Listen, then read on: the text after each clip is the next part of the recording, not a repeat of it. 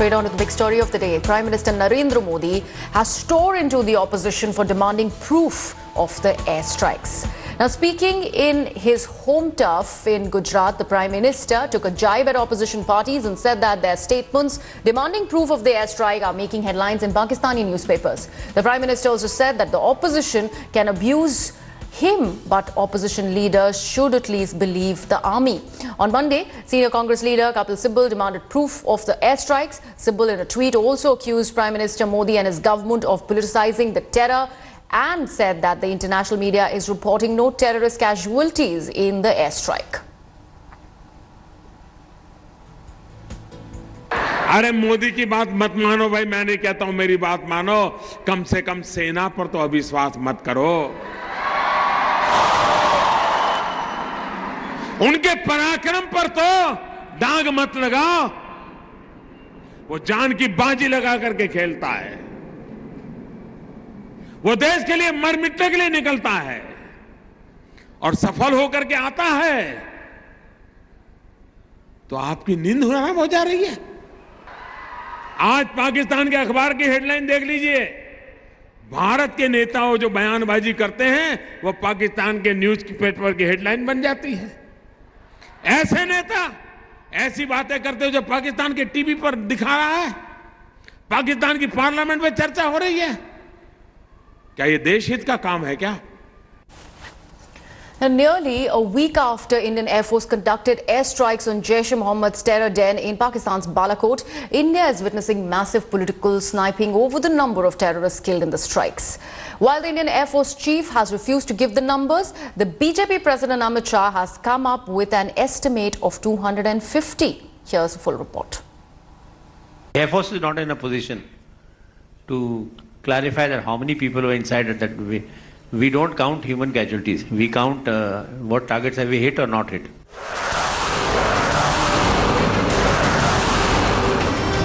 The Indian Air Force pulled off a daring raid deep inside Pakistan when it bombed a terror camp of the Jaish-e-Mohammed, and its aircraft returned unscathed.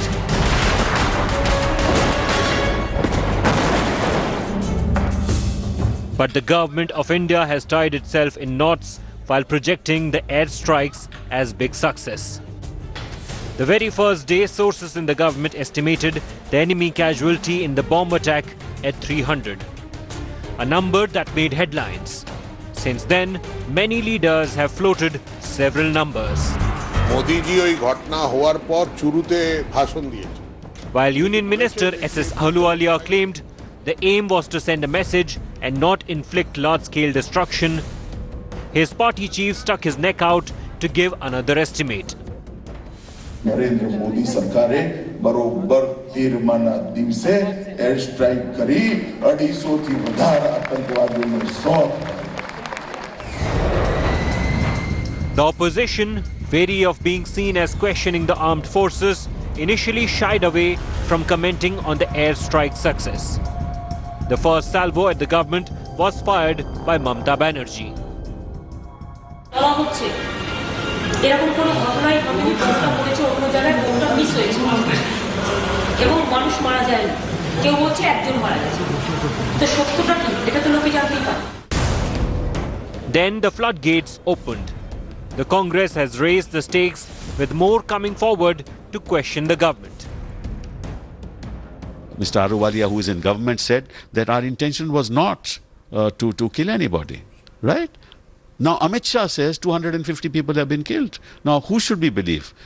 A minister of the government or Amit Shah, who is just a president of a party? जिस तरह का प्रमाण America की सरकार ने Usama bin Laden के बारे में पूरे विश्व को दिया, उस तरह का प्रमाण हमको भी देना चाहिए। तो सवाल बहुत The gloves are off in this political face-off. Prime Minister Modi indicated as much at the India Today conclave, where he branded those raising questions as anti-national. कुछ पार्टियां आतंक के खिलाफ हमारी लड़ाई पर संदेह कर रहे हैं। ये लोग मोदी विरोध करते करते देश विरोध पर उतर आए हैं। Surgical strike after Uri attack, was an election issue in Uttar Pradesh which was swept by the BJP. Now the airstrike in Pakistan is said to be a talking point in the Lok Sabha general elections. The next few weeks will show who has upper hand in the political narrative over Balakot, Bombay. Bureau Report, India Today. And as politics over airstrikes continues, India Today has learned that surveillance agency had detected 280 mobile phones at Jaish terror factory before the airstrikes were carried out in Balakot. The surveillance agency and the RAW had provided the Air Force the coordinates of the Jaish camp, which were used to carry out their mission successfully. As per reports, intelligence agencies came up with the figure of terrorists. The RAW and intelligence agencies provided somewhat similar input through their various sources. Satellite imagery inputs were also provided, which the government will release as the time it feels appropriate. And Prime Minister Narendra Modi has sent out a stern warning to Pakistan for sponsoring terrorism against India. Now, addressing a rally in Ahmedabad on Monday, the Prime Minister slammed Pakistani Prime Minister Imran Khan for terming airstrikes as a part of BJP's gimmick in the wake of general elections in the country this year. Now, Modi said there were no elections when the army carried out the first surgical strike in 2016. Modi also went on to say that this is India's principle and it will hunt the terrorists and eliminate them even in their homes. Listen in. अब ये कहते हैं ये तो चुनाव वाला खेल है. जब सर्जिकल स्ट्राइक हमने पहली बार की तब कहां चुनाव था भाई? ये हमारा सिद्धांत है. हम घर में घुस के मारेंगे. Under pressure from United Nations Security Council, Pakistan acts against terrorism now. With the mounting global pressure, the Pakistan government has issued an order to seize assets of all banned terror outfits as per United Nations guideline. Now, Pakistan on Monday promulgated a law for the same. Pakistan Foreign Ministry in a statement said that the objective of the United Nations Security Council order is to streamline the procedure for implementation of Security Council sanctions against designated individuals and entities. Pakistan has also said that from now on, all kinds of assets and properties of all the banned organizations will be in the government's control. And days after Pakistan announced the ban on Hafiz Saeed-led terror outfit Jamaat-ud-Dawa in an exclusive breakthrough, India Today has access proof of how the ban announcement was a sham and in fact there was no ban on the terror outfit at all. This even as Pakistan has ordered freezing of Jamaat-ud-Dawa's assets. Take a look at this India Today exclusive. Imran Khan's terror crackdown bluff out in the open. Rogue nation Pakistan's lies exposed.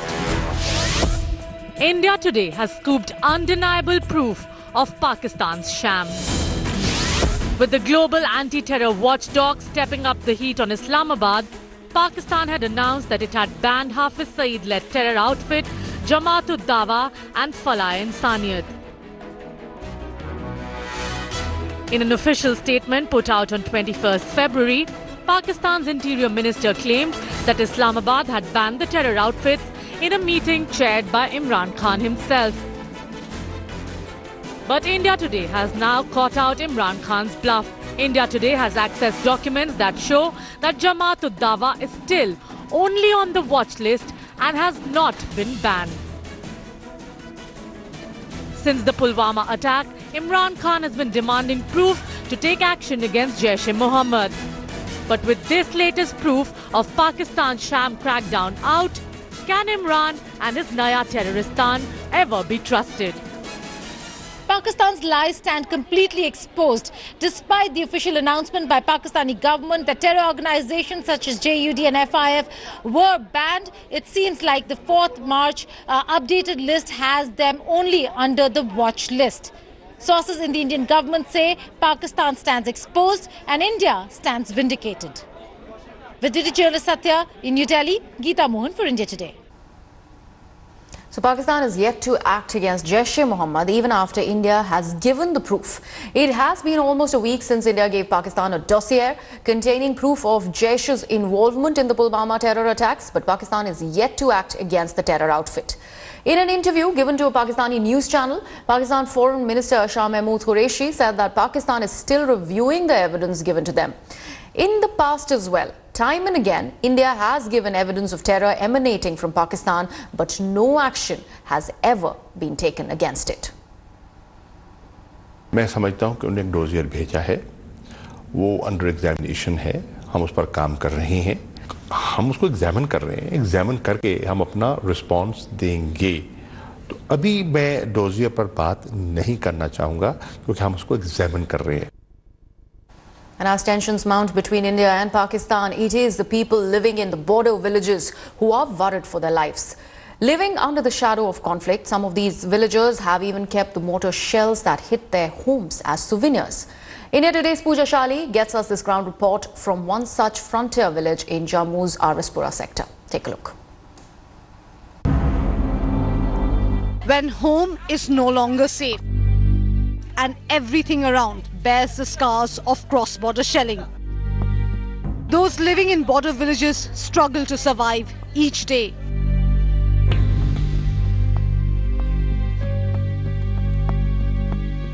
Holding on to these metal remnants of war as souvenirs. I'm at Suchetgarh village. This is the India-Pakistan border. Every time there is firing or shelling, these are the shells. This is an exploded shell that fell on this house. You want to see the impact? Take a look at this. These are the splinters, the fragments of a mortar shell that hits civilian areas. अगर दीवार को नहीं छोड़ता इसका आदमी तो कुछ भी नहीं है। क्या बोले हम जहाँ पे रहना तो बहुत मुश्किल है। रात को तो नींद तक नहीं आती है। इतना मुश्किल हो जाता है कि अभी जान निकली कि बाद में जान निकली। उस समय इतना डर रहता है। As Pakistan continues to violate the ceasefire along the border and the drumbeats of war resound in both nations, these villagers are left with no choice but to live the uncertain fate that comes with cross-border firing.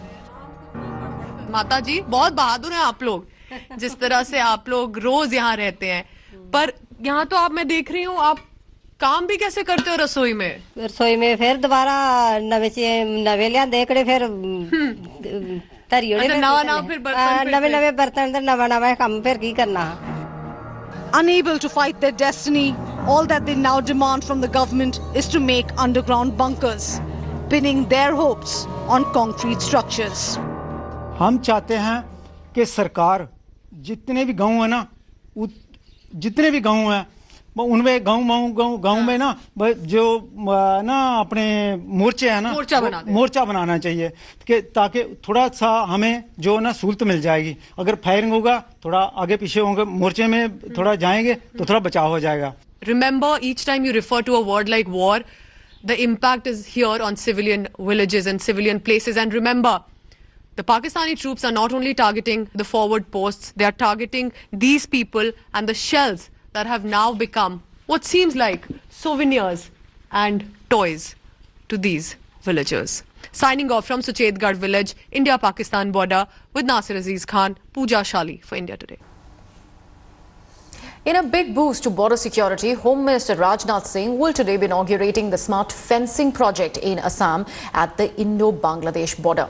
Over 60-kilometer long Indo-Bangladesh riverine border along Assam's Dhubri district is now equipped with underwater and underground sonar sensors to detect all illegal cross-border activities.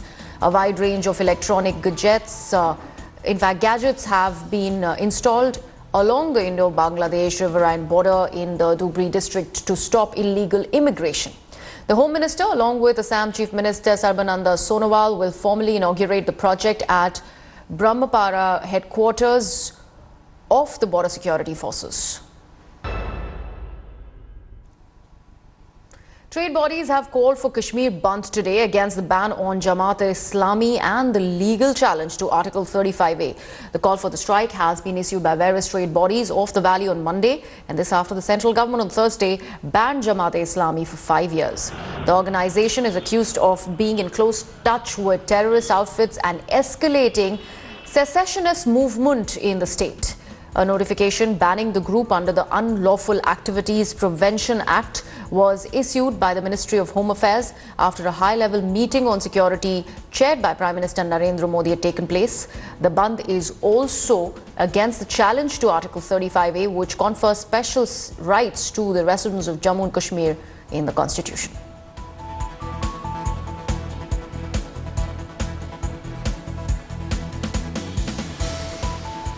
Shifting focus to Gujarat now, where it's day 2 of Prime Minister Narendra Modi's visit. The Prime Minister will today address the Lewa Patel community in a bid to woo them ahead of general elections. The Prime Minister in the afternoon will launch the Pradhan Mantri Shram Yogi Man Dhan Yojana, which is a pension scheme for unorganized sector workers. He will also distribute pension cards to the select beneficiaries. On Monday, the Prime Minister launched several projects in Ahmedabad, including inauguration of the first metro route and a 1,200-bed hospital. Thanks for watching the video. For more such news and updates, please like, share and subscribe to India Today. Also check out our other great videos from our channel. We know you will love to.